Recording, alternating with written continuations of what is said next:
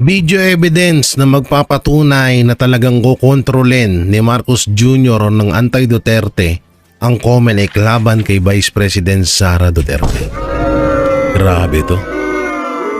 At eto, pakinggan natin tong mga pahayag ni Atty. Rowena Guanzon mapatungkol sa kaso ni Pangulong Duterte at mapatungkol din dito sa COMELEC. So bago lahat mga kababayan, huwag niyo pong kalimutan na i-like and share at subscribe itong video na to para mapapanood pa po na iba pa nating mga kababayan, at please support my page JG Banateros at sa TikTok naman po ay J Guevara TV at syempre sa lahat ng Banateros brothers. So eto po at ating panoorin etong mga matitinding pasabog na to. Dapat nyo itong mapanood para makapaghanda na tayo sa darating na 2028 election. Alam naman ho natin na matagal pa naman yun, pero dapat na ho tayong maging handa. So ito po yung video ni Atty. Rowena Guanzon. Hindi po mananalo si Sara Duterte kahit anong gawin natin. Alam niyo bakit? Hanggat nakaupo dyan sa COMELEC yang si George Garcia, makikita mo talagang lahat halos lamang si VP Sara. Ang problema natin, kahit na lamang tayo ngayon at lamang tayo sa 2028, mahirap pong sabihin na sigurado na yung panalo natin kahit paman alam na natin na milyon-milyon po sa mga Pilipino ang talagang gusto na makaupo sa Malacanang si VP Sara. Kahit anong gusto natin, kung ang nakaupo sa COMELEC ay yang si George Garcia, ito po ay opinion ko lang naman.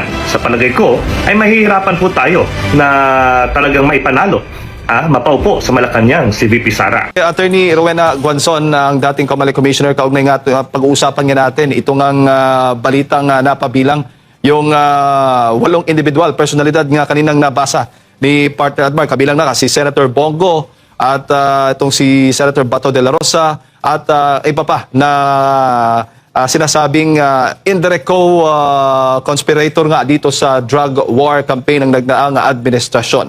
At subukan natin kung okay na si Attorney Rowena Guanzon. Attorney! Hello po! Ayan, nakita na namin kayo, Attorney. Ayan, napakaganda ni Attorney. Morning. Good morning.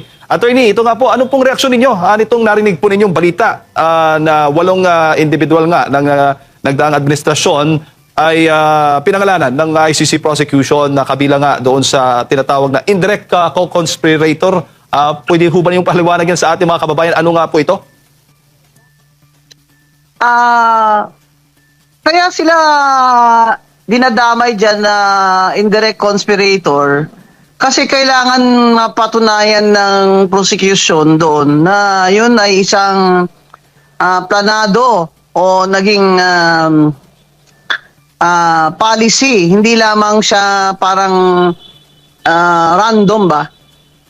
Yung crime, na sinasabi nilang crime, yun ay isang policy nung administrasyon daw ni former mayor. Mayor ba yata noon si former President Duterte. Kaya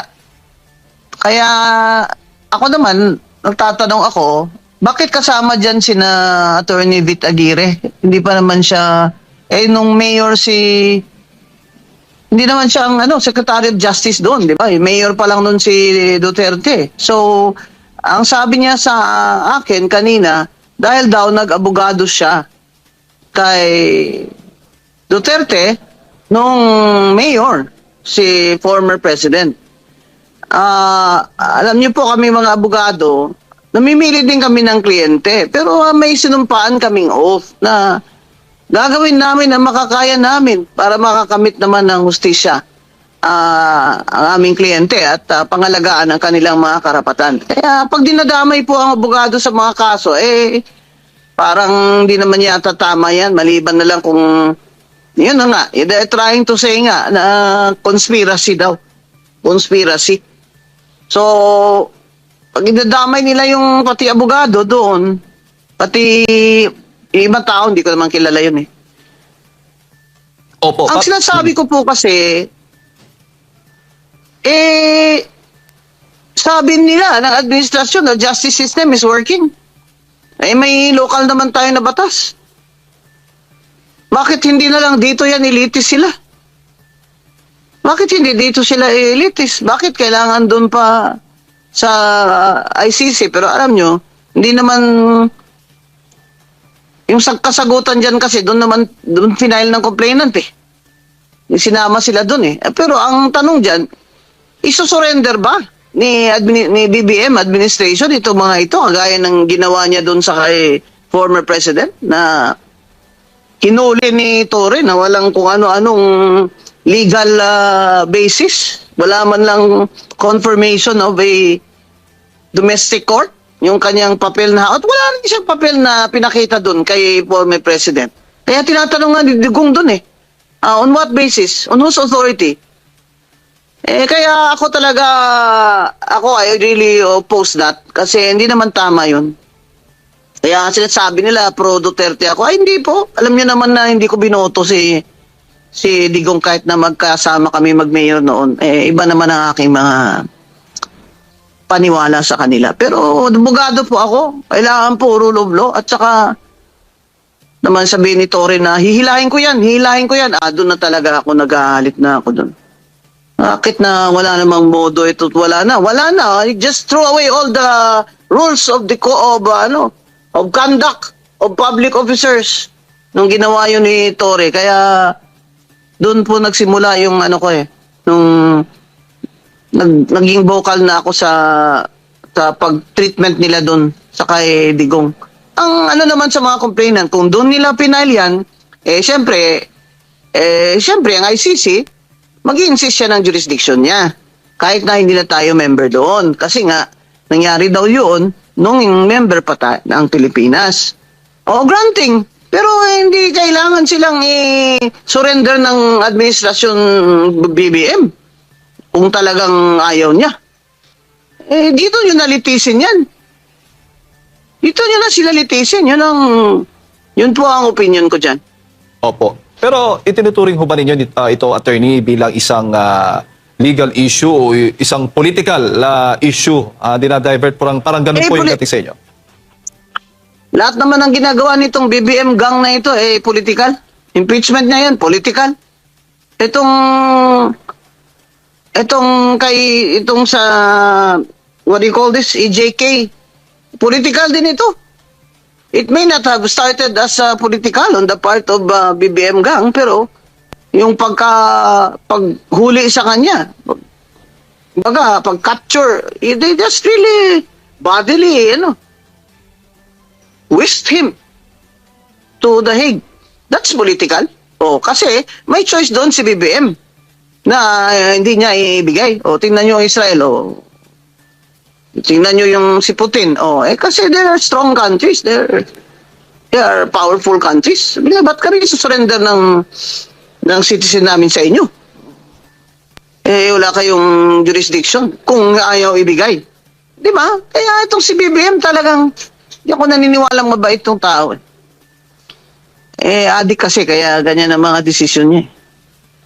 Okay. Iba-iba. Lalo na yung foreign policy, diplomacy natin ngayon. Ano ba ito? Flip-flopping. Ito naman si BBM, parang hindi mo na maintindihan kung tawag ba doon? Ganun ba? Ganun. Kala ko ba kalaban mo ang China doon sa ASEAN? Halos kulang na ng murahin niya. Tapos ngayon, kamayan din pala niya yung head of state. Alam mo ito talaga si Bonget. Alam niyo ako, wala naman akong problema from the start Nung nanalo siya, sabi ko, good luck. Sana naman maging successful ka. Wala talagang magawang tama itong taong ito. Dahil napaligiran siya ng mga pinapapit lang siya. At do not underestimate him, ha? Kung may gusto siyang gawin niya rin. Kagaya ng 100 billion na insertion na yan. May kickback siya ng 25 billion. Kaya po ang sinasabi ko, dito niyo nalitisin yan. Pwede naman magsabi si Bongbong na, hindi na. Nakuha niyo na si former President Duterte. Tama na, dito na namin nililitis to. Pwede naman Kaya lang, gusto niya talaga, ubusin niya lahat ng support ni mga Duterte, ubusin niya sa politika at lahat ng mga supporters, ubusin niya para unopposed sila sa 2028. Lalo naman nagagalit ang mga tao. Opo. Abay, kahit siguro kalabaw ang kalaban niya ni Martin Romualdez sa 2028, mananalo pa yung kalabaw ko eh. Ay, sabihin mo lang sinong kalabaw mo, attorney. Para ngayon pala, alam na ng mga kababayan sino susuportahan nila. Saka natin pag-usapan yung yung 2028 pag malapit-lapit na. Pero attorney, so ngayon, dahil pinangalanan sila, possible na maglalabas ng arrest warrant. Pero kaya nga, sabi mo, kahit may batas na tayo, nakalatag na dyan, na hindi basta-basta mong kukunin, isusurrender, isusuko ang isang Pilipino sa ICC. Pwede pa rin gawin ng administrasyon by hook o by crook na talagang ipadala itong 8 individual o personalidad na ito na nabanggit ng ICC. Opo. Kasi yun, kahit dun sa kay former President Duterte, wala namang warrant dun eh. Interpol notice lang yan eh. Pero labag sa batas yun, Talagang attorney, di ba? Inawa lang nila dahilan yun eh. Kaya, kung ako dyan, total, si Aguirre, abogado naman, pumunta siya ng Supreme Court.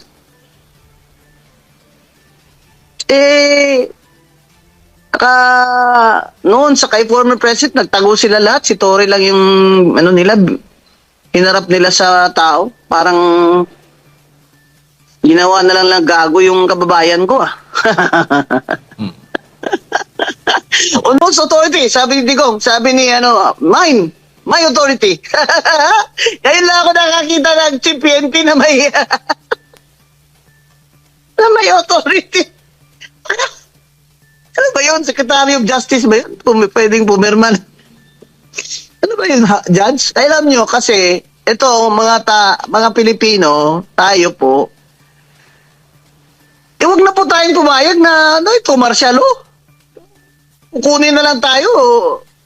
Walang warrant verified ng domestic court. Gagawa-gawa na lang sila ng gusto lang nila na ibigay sa ibang jurisdiction, pwede. Yun na nga, kaya sinasabi natin political yung galaw na yan ni BBM Gang. Opo. So, ang nabanggit po ninyo, ang pwedeng gawin ng depensa, itong 8 individual na nabanggit ay pwede silang pumunta sa Supreme Court kahit na wala pang attorney. Kopya ba? Formal copy? There is a serious danger to the deprivation of their liberty. Kaya lang ayoko mag-abogado dyan kay Bitagiri kasi matalino naman yan eh. Opo. Okay. Di pumunta sila ng Supreme Court para matestingan na ito. Magka-landmark case na ito. Opo. Grabe. Attorney, Grabe na. Ano bang ginawa ng BBM Gang na ito sa bayan natin? Kaganda-ganda ng wala na, pati ekonomiya, bagsak, hindi lang bagsak, wasak na. Corruption index, sabay salutatorian na tayo dyan sa corruption. Malapit na po tayong maging valedictorian itong si BBM. Tapos sasabihin niya, hindi naman po tayo number 1 sa corruption, sa pinaka-corrupt. Third lang tayo. Okay na po yung third. BBM. Magnanakaw ka talaga. Attorney si Partner Admar, kasama ko po dito, may mga karagdagang katanungan. Attorney, maayong aga, maayong buntag. Nabanggit nyo rin kanina na yung pabago-bagong isip ng ating Pangulo kasi in fact noong April 15, nung siya ay nakapanayam ng grupo or ng Foreign Correspondents Association of the Philippines, April 15 yata ito, 2024, ginit siya during that time na hindi niya isusurrender kahit may warrant of arrest itong si kay Pangulong Rodrigo Duterte from ICC. Hindi ba siya pwedeng mayroon ba siyang pananagutan dito po, attorney? At may tuturing na po ba itong pagsuko sa ating soberanya kasi kinikilala din niya na wala na sa ating jurisdiction kahit hindi pwedeng umiral yan sa bansa. Hindi naman siya nasusurrender ng sovereignty. Pero nagpapakita siya na talagang weak siya na leader. Abay, kung strong leader ka, di dapat dito mo niliti si Digong. Bakit? Si GMA, dito din naman nila kinulong. Dito rin nila kinulong. Yung pinail kasi yan ng complainants at the time, si Duterte pa ang presidente, if I am not mistaken. Hindi na siya presidente nung dinakip siya. Bakit? May local naman na batas dyan. Yun nga naging basis din nila eh. Bakit din daw nila na kailangan ng...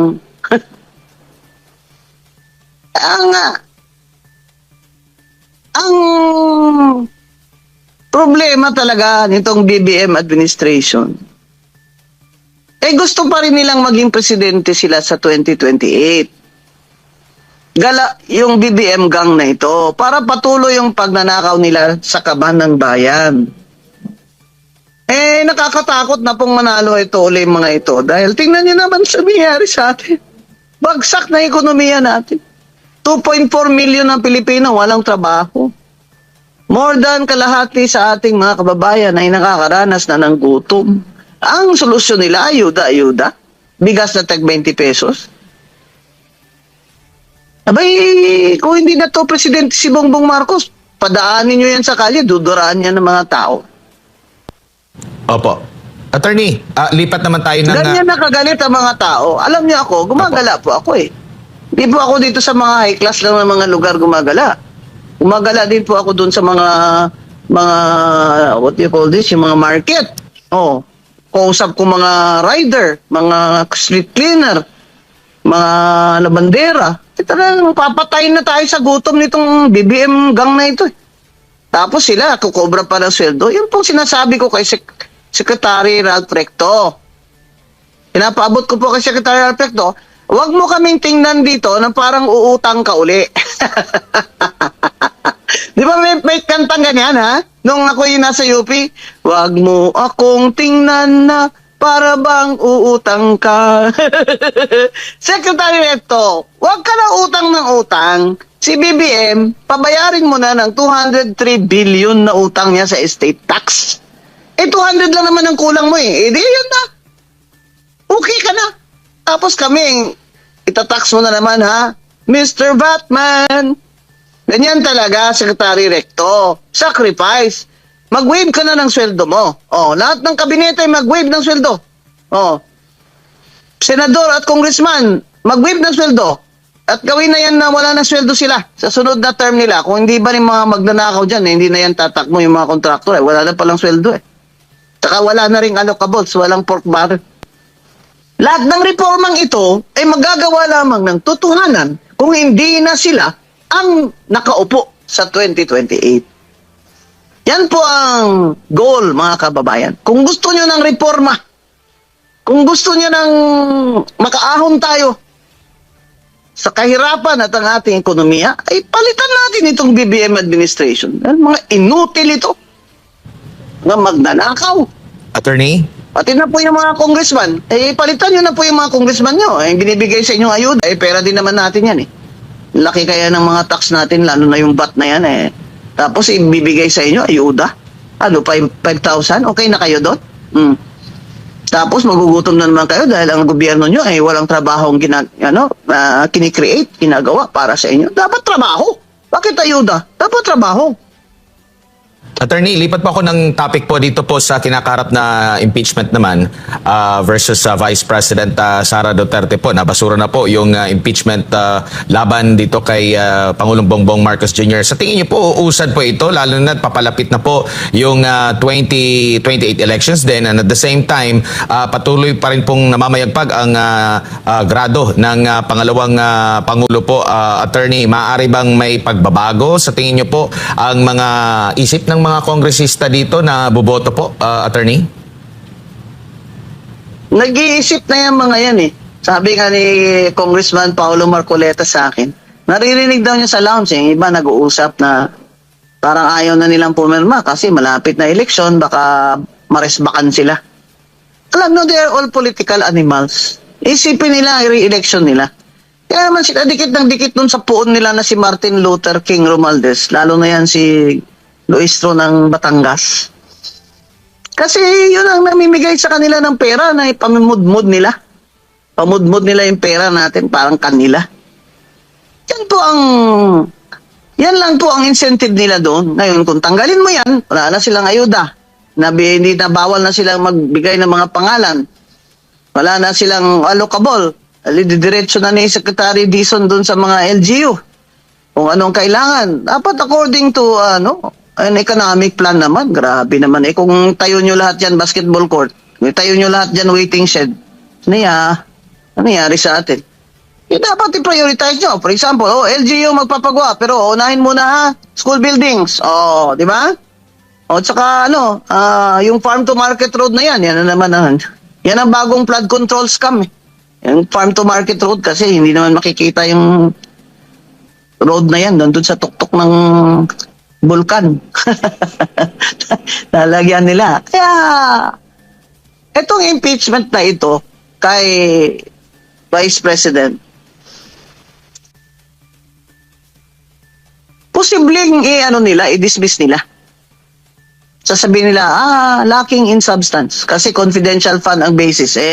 Meron ng COA unmodified finding na pumasa na sa audit ng COA yung confidential fund na 129 million. I-compare mo naman sa ilang bilyon-bilyon mo ninakaw na mga magnanakaw na congressman dyan at DPWH. Kasama pala yung mga taga-Malacanang, yung mga undersecretary pala na naglalagay din sila ng mga sarili nilang flood control tsaka unprogrammed funds. Grabe. PBM, may sakit ka na ngayon, kaya ganyan. Lahat ng pera mo dyan, isaksak mo dyan sa tiyan mo. Attorney? Mga kababayan, ako po ay nananalangin na lang, gabi-gabi, na baka sa 2 taon naman po ay may light at the end of the tunnel. Basta huwag nyo lang po silang ipanalo sa 2028 ay magkaka-reform tayo. Hindi pwedeng sila rin ang magre-reforma, sila rin yung sumira sa bansa natin at sa ating ekonomiya, sa ating mga kababayan. Kaya possible talaga na ma-dismiss nila yan. Pag may basbas. Kasi kahit na nag-inhibit si Sandro as majority leader, kunyari lang yun. Pag may utos, gagawin pa rin yun. Kaya akyat pa rin sa Senado. Pero ito lang po ang sasabihin ko sa inyo. Dinidistract lang tayo ng mga ito para hindi natin nila panagutin si Martin Romualdez eh. Kung sino pakulong nila, si Bong Revilla, kung sino. Yung sinabi ni Bernardo, hindi lamang si Revilla, si Grace po kasama doon. Pero si Bong Revilla lang ang kinulong. Pwedeng iakyat nila. Sige, iakyat nila. Pero kailangan nila ng 2/3 vote ng Senado or 16 votes. Bilangin nyo na kung may 16 votes sila. Wala silang 16 votes dahil 9 na ang hindi sasang-ayon sa impeachment. So, ilan lang kanila? 24 minus 9. Mga batang grade 3. 24 minus 9. Ilan lang kanila? 15? 15. Kulang sila ng isa. Di ba? Kahit nasabihin pa nilang, hindi naman nag-attend si Bato nagtatago si Bato O di minus na yung sa total. Hindi. Kasi nakalagay naman sa konstitusyon dapat 2/3 ng buong Senado. So kahit absent, kahit abstain, 2/3 pa rin ang kailangan. 16 ang kailangan nila para ma-impeach ang Vice President. Lahat po ito, kung sa Bisaya, balabugay lang para makalimutan natin yung mga magnanakaw dyan. Attention! Nasaan na si Martin Luther King Romualdez? Dapat yun ang makulong kasi yun talaga ang mastermind. Diba? Hindi naman pwedeng nagawa yung budget na yan. Saldi ko lang ang gumawa niyan. Ako, posible naman. Saka yan si BBM, dapat managot yan. Pag hindi na yan siya presidente, marami na siyang habla. Ba't siya pinirmahan yung budget na yan? Na doon nanggaling yung mga flood control na mga ghost at mga substandard para kikmakan nila. No. So, mga kababayan, ako naniniwala talaga ako may Diyos. May Diyos ang kalibutan. So kung hindi po natin ma-achieve yung justice ngayon ay darating din po yun. Tingnan nyo yung martial law, ilang taon kami nagtiis dyan. Mas marami pa nagsakripisyo. Nagahasa, namatayan ng anak. Nako. asawa, kapatid, nangawala yung mga tao, desperasidos. Grabe. Pero dumating din ang araw na natanggal si Ferdinand Marcos. Kaya, mga kababayan, wag din yun pong puro lang tayo panalangin. Kailangan magprotesta talaga tayo. Kahit sa Facebook lamang. Kailangan ho kayong makilahok sa pagprotesta sa corrupt na administrasyon ni BBM at ni Martin Romualdez. Attorney, may iba lang topic. Yes. Opo, isang topic na lang nga po. Patungkol naman po dito sa isinusulong po nila ng mga priority na mga panukalang batas. Nandun po yung anti-political dynasty bill at ito pong pagtanggal o pagbasura sa travel tax. Ano po ang masasabi niyo po ukol dito po, Attorney?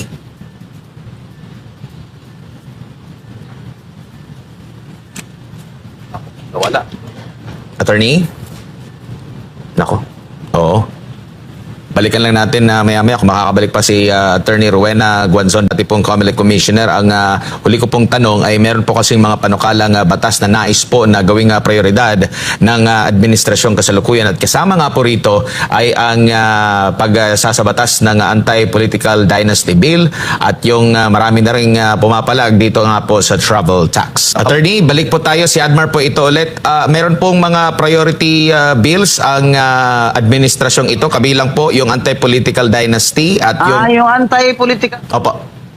Sige po, Attorney. Siyempre, gusto nilang yung kunyari nagre-reform si BBM. Kaya inunahan nila yung iba. Nauna si Sandro Marcos mag-file ng anti-dynasty. Pero sumunod naman si Chel Jokno. Ito lang nakakatakot dyan eh. Hello? Go ahead po, Attorney. Hello? Sige po, Attorney. Nakakatakot dyan. Kung gagawin nilang batas yung political dynasty na bill na mahina, abay, para na rin tayong nag-legalize ng political dynasty. Kaya yung mungkain doon na hanggang 4th degree, hanggang 4th degree, hindi lang 3rd degree. Kasi yung 3rd degree, first cousin yan. Sang-ayon ako doon. Ang gusto ko pa nga bawat sa isang probinsya, isa lang sa kanila. Isa lang. Exempted na lang yung anong pangalan nito, exempted na lang yung mga sanggunian, mga barangay, exempted na lang yun. Kasi may sariling political dynasty law na ang barangay So dapat yung sorry. Kasama din yung mga sanggunian pala. Barangay lang exempted dyan kasi may sarili siyang special law. Dapat nga sa buong probinsya, isa lang sa kanila. Di po ba? Kasi itong may isang bill dyan na nakalagay up to 3rd degree. Tapos hindi niya nilagay yung party list. Bah, lulukohin na naman tayo So, hindi tatakbo sa district niya yung kapatid niya. Pero tatakbo ang party list. Pareho din yun. Dapat naka-specify. At yung party list act na yan, i-synchronize nila dyan sa anti-political dynasty nila na law. Opo. Hindi lang naging na ito. Itong political dynasty is actually isa sa mga ugat ng ating mahinang demokrasya at korupsyon. Dahil magkakamag-anak sila. Kanya-kanya silang they control power. They have power not only in our economy, but even in their local economy. May balita nga ako, yung iba dyan hindi ka daw pwedeng magnegosyo doon sa isang bayan kung hindi approve ng mayor doon at congressman na magkamag-anak naman. Dapat kahit na wala pang bill, pumirma na sila ng kanilang commitment na wala silang patakbuhing party list representative na kamag-anak nila within 4th degree kahit wala pang batas ngayon. Pero Ito naman COMELEC kasi. Di ba? Itong COMELEC, tingnan mo itong COMELEC, Andyan na nga sa konstitusyon na 3 times lang ang congressman. Siyempre kasama na dyan ang party list. Bakit di ba congressman yung party list? Pero si Chairman George Garcia ng COMELEC ay pinuklaim pa rin si Yeda Romualdez.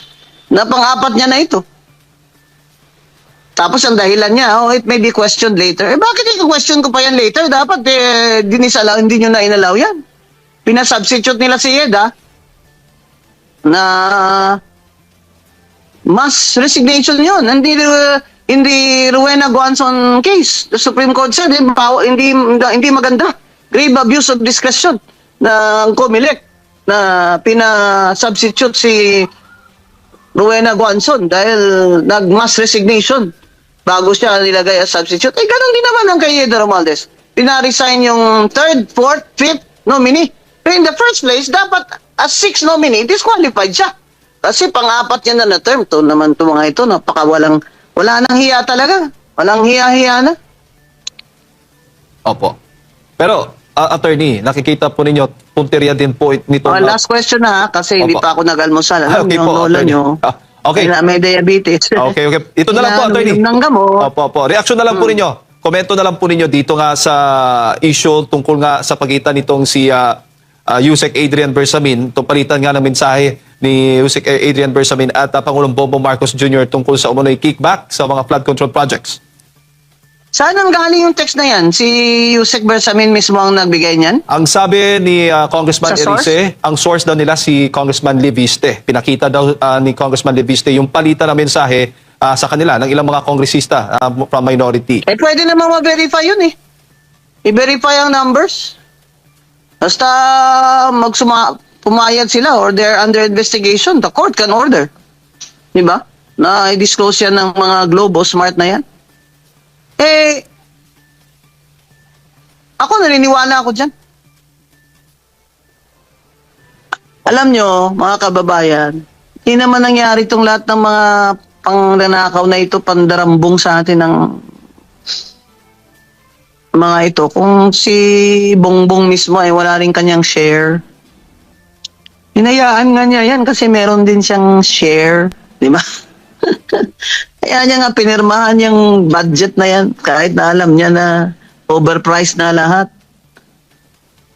Sobra-sobra na yung flood control projects kasi meron siyang share. Ngayon naman, yung budget natin, tingnan nyo, may unprogrammed funds pa rin. Yung sinasabi nga ni Dr. Winnie Monsod, na professor ko sa UP School of Economics, bakit nandyan pa yung unprogrammed funds na yan? Yan source naman ng pagnanakaw pa yan. Tsaka yung unprogrammed funds, ibig sabihin wala namang pera yan. Maghihintay ka pa kung merong revenue na darating. Ba't mo pa nilagay dyan? Kasi ano mo yan? Parang backup niya na alkansya yan para sa pagnanakaw niya. Ay sinasabi nga, bakit nandyan pa yung unprogrammed funds na yan? Dapat yung dinilit na yan ng Senado o dun sa MyCap. Ito naman kasi, ewan ko ba, ayaw ko na ng maraming kaaway, pero sinasabi ko talaging totoo eh. Wala naman akong personal na away sa mga ito. Sinasabi ko lang po ang totoo. Kasi, ano naman po, ang usefulness ko sa buhay ko, na napaka binigay sa akin ng Panginoon at mga magulang ko itong talino ko, at katayuan ko sa buhay, at lahat ng mga work experience ko, mga naging teachers ko, lahat po ito binigay sa akin para yun po, isipin nyo lagi, kung kayo po ay may mga talento, para sa sarili ko? Hindi po. Kailangan po talaga mahalin natin ang bayan natin. Kaya mga kababayan, panoorin nyo po ako. Plug ko na to sa TV. Net25, bawat Miyerkules, alas 4 ng hapon sa Usapang Matino. Sa Net25 at Radyo Agila, alas 10 ng umaga, bawat Miyerkules. Huwag niyo po akong kalimutan araw-araw sa Tough Talk with Attorney Rowena Guanzon sa Facebook. Maraming salamat po sa attorney. SMNI. Opo, thank you. Maraming salamat po, attorney. At sa ulitin po. Ayan po mga kababayan, sa Attorney Rowena Guanzon, ang dating commissioner ng ating pong nakasama na pakinggan ngayong umaga. Kaugnay nga po dito sa inilabas ng ICC prosecution, doon po sa issue ng impeachment. At the same time, ito naman pong issue ng dynasty, political dynasty, at ang issue naman po nitong palitan na mensahe sa pagitan ni Yusek Bersamin at ni Pangulong Bongbong Marcos Jr. kaugnay sa di umano'y kickback sa flood control anomaly. We have to reiterate the calls, no, for to revisit the past election, no, and the COMELEC processes. Kasi po, yan na lang po ang makakatalo sa isang President Sara Duterte. Magic na lang po ang makakakontra dyan. Pahayag ni Congressman Ega Irice, ang sabi niya rito, quote-unquote, maski kasama ko sa civil society Sa Dilaw. at Oo. mga kasama ko sa Dilawan, they are so afraid of a Sara Duterte presidency that they would rather sacrifice the truth, attorney. Yes. Yes, alam nyo si Congressman Egay Irice ay isa sa mga matatalik na kaibigan ni Pinoy Aquino, no? Matalik na kaibigan, hindi lang po kasama sa politika, barkada. Mahal na mahal po niyan si Pinoy. At yan si Kong Egay, he is admittedly yellow, pero ako po ay sumuporta sa kanya congressional bid. Because he is a reasonable person. Ito po yung sinasabi ko. I suppose the word for the day is reasonable, no? Etong si Kong Egay Irice, napakalinaw ng kanyang sinasabi na napapansin niya na kahit sa kanilang panig na may mga extremist na nakakasira sa kanilang panig. So, yung sinasabi niya na hindi niya ini-endorse si VP eh. Ang ini-endorse niya yung katotohanan. Na ang sinasabi niya, malinaw na may mga impeachable offenses na ginawa sila Pangulong Marcos na dapat at least dinggin natin sa ating Congress.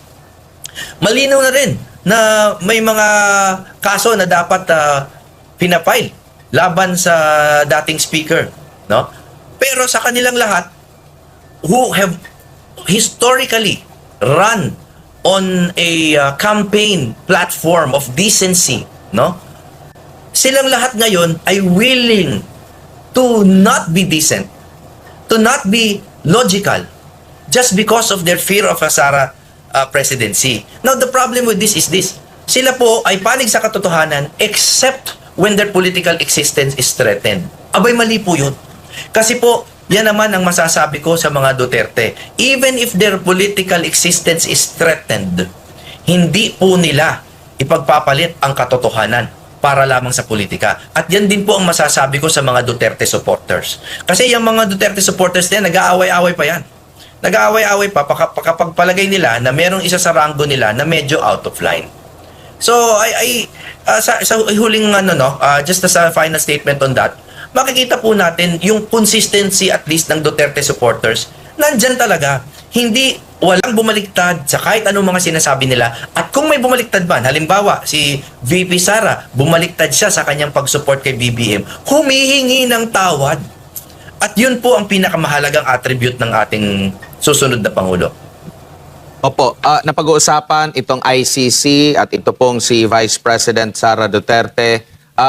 Si Attorney Cristina Conti, after di ko alam kung after ba nung mismong pagpapahayag ni VP Sara Duterte na siya'y tatakbo sa pagkapangulo, meron siyang statement dito or sa panayam sa kanya na idinadawit uli yung kanyang pangalan ni VP Sara. Ang sabi niya dito, maaari daw mabanggit yung pangalan ni VP Sara kung sakali. Dahil ang pagkukwentuhan doon ay kung anong nangyari sa Davao at kung paano ito naging nationwide, si Sara Duterte sa pagitan ng 2011 to 2019 ay naging mayor at vice mayor ng Davao ng panahong iyon. Ito ba ay malinaw din na pinupolitika at hindi na usaping legal po ang nakikita niyo po dito, attorney? Malinaw naman po, self-explanatory po. Dahil let's look at it from a general perspective, no? Ano po ba ang ratings ni Sara Duterte? At sa pinakamababa, yung sa pinakaalam na nating hindi siya papanigan ay mga 35% pa rin po yung kanyang rating leading, at ang mga kasunod ay nasa mga single digits, no? So I don't even want to comment on the position of the good attorney just because all of this considered ay napakalinaw na parang pag-attack na lamang kay VP Inday from all sides. Hinahanapan yung kanyang mayoralty, yung kanyang pagka-VP, yung kanyang pagka-DepEd secretary. Kung makikita nyo, all her positions, no, hinahanapan ng pagkukulang or pagkakasala. Ganun ko lang siya nakikita. So, despite the acute lack of evidence, tingnan nyo, halimbawa sa confidential fund, ang pinalalaki nila na issue, napakaliit. Kasi wala silang mahanap na malaking ebidensya. Bakit hindi sila maghanap ng ebidensya sa kunyari 1 billion? No? O kaya ito, naghahanap sila sa mayoralty. Wala silang mahanap kasi na solid. So yung may makita silang kahit katiting lang na Mary Grace Piatos na kahit papano masispin nila into evidence, kinakapitan nila. So as an overview, napakalinaw sa akin na lahat lang ng ginagawa nila ay ganito. Ang utos nila, tingnan nyo lahat ng naupuan na posisyon ni VP Sara, hanapan nyo ng butas, palakihin sa media. Ganun lamang po. Bakit walang tumutuloy sa ombudsman? Bakit puro impeachment pero walang in the courts of law? Kasi alam nila that it will not stand the scrutiny of strict judicial processes. Nabanggit niyo po ang pagtira sa pangalawang Pangulo sa iba't ibang side po. Ito na ba yung patutuo rin sa naging panawagan o pahayag ni Senadora Risa Hontiveros na magkaroon ng United Opposition? Pero questionable pa kung saan siya naging opposition, sa kasalukuyang administrasyon ba o sa mga Duterte, attorney? Alam niyo po, dyan ako hindi kamping-kampe sa ating sa side ng ating politika. Kasi hindi ko naman po sisisihin si Senator Risa dyan. Kasi naman po, yan ay politika na. At pagdating po sa politika, napakalaya po nila kung sinong gusto nilang kampihan. At napakalaya rin natin naman na pulaan. Halimbawa, pag nakita natin na nagsanib puwersa yung mga dating magkakaaway, pwede nating pulaan yon, no? Pwede nating tuksuhin, konting kantiin. Pero, wala tayong maisisisi sa kanila na legal o hindi rin tayo pwede magka-moral-moral na ganyan, ano? Kasi, gusto nilang manalo. At hindi ko po, bilang isang aspiring politician also, hindi ko po pwedeng tanggalin sa kanila yung pagnanasang manalo. Ang magandang balita lang dito, para po sa Duterte supporters, ay kung nakikita nating kumakapit na po sila sa mga ganitong klaseng tactics, ito po ay para sa akin lang wala sanang magalit. Ito po ay pagkapit sa patalim. At pag kumakapit po talaga sa patalim, ay wala na kasi talagang ibang mas malambot-lambot na makakapitan. And this is good news for us. So instead of yung parang kinikriticize natin sila, no, okay lang yun, no, konting criticism, what we have to do more is to galvanize our efforts, no, our support base. Number 1 yan. Pero ito number 2, at gusto ko lang batiin si Atty. Torion at si Atty. JB Hinlo. We have to reiterate the calls, no, for to revisit the past election, no, and the COMELEC processes.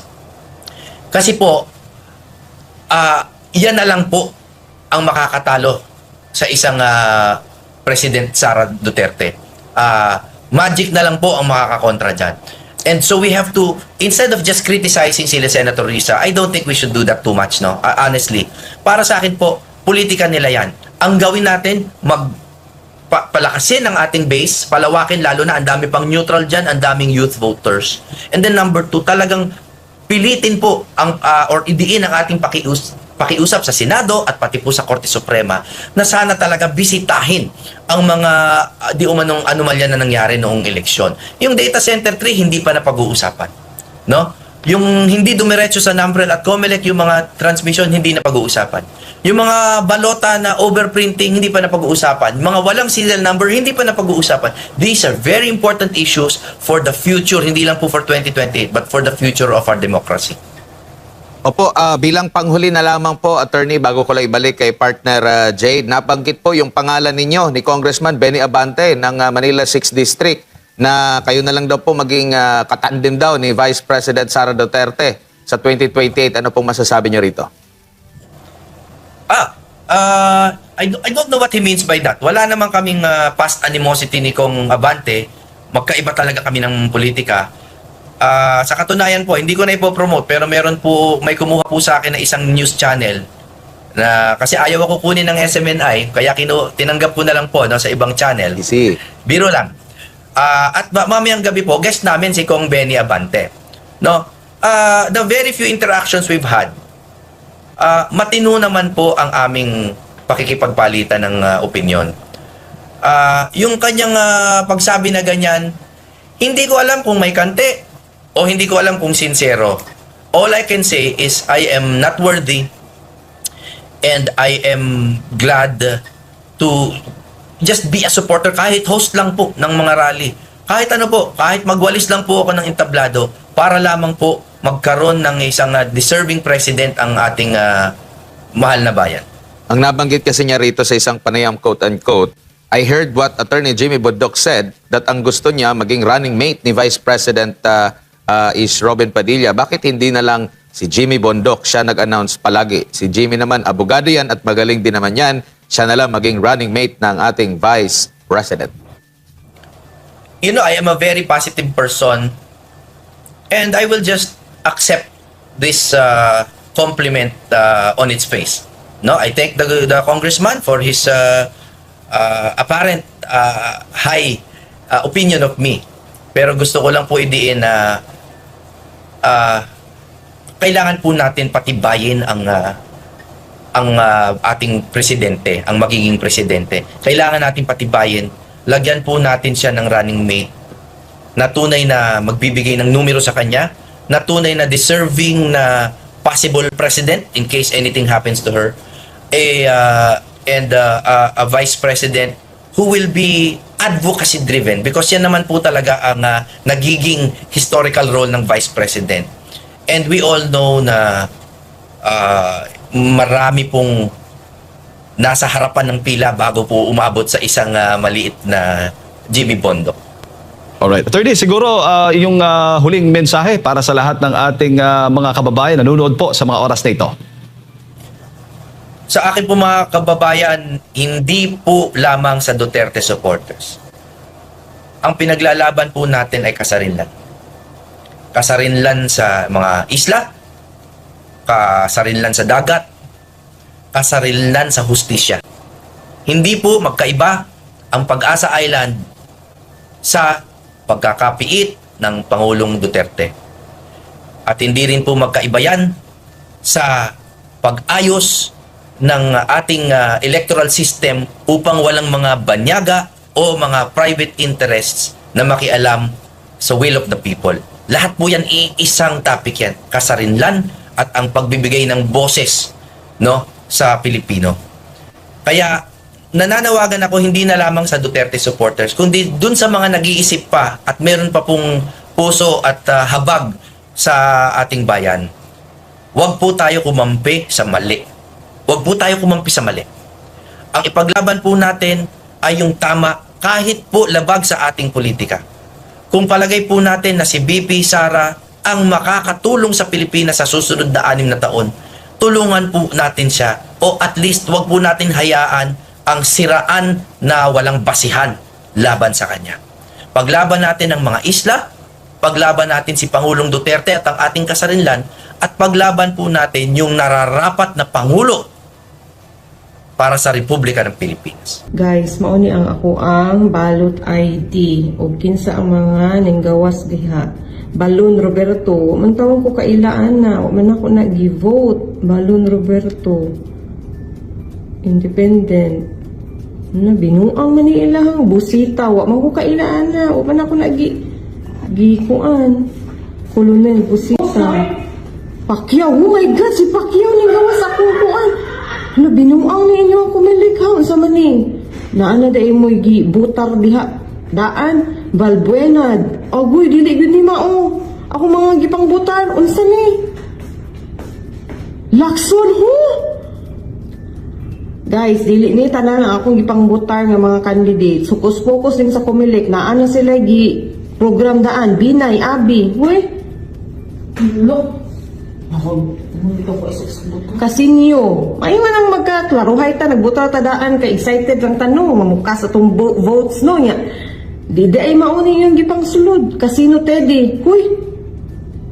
Ang akong gibutar guys, straight ta. Uy, Bong Revilla, straight ta guys sa PDP ra gyud guys. Unsa naman ni Ramon Revilla, hay nako. Alban attorney ang hilong. Mag-sure lang, wala yung nasunod ani nga ako ang gusto nga bilyar Camila o kani ako ning nabutar.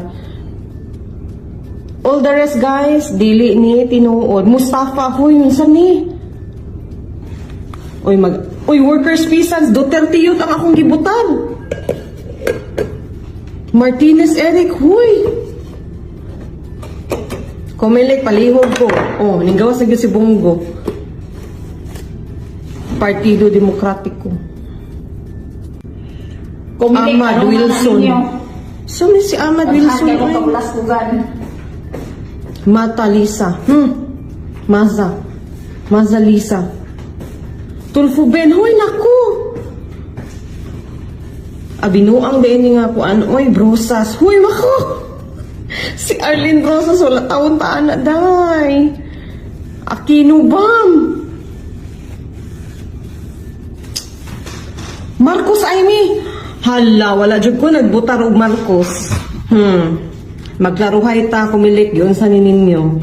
Espiritu Luke. Hala. Salvador, okay. Salvador. Tulfo! No, naghanig ng mga kabulas tuga. Dili tani. Lakas Christian Muslim sa mani. Cayetano. Hala tanan naman nila. Una nang ilang online para may nana. Abalos. Ano sa kanino? Ang mga nini-reflect dari ang gato ba ning listahan or binuang na gyud? Session is going to expire na.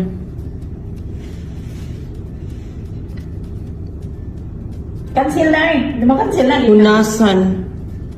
Wala, nasubmit naman niya. Narinig guys, Rodriguez. guys. Kay Huwag ka na, enroll. Cabo Negro. Binuang.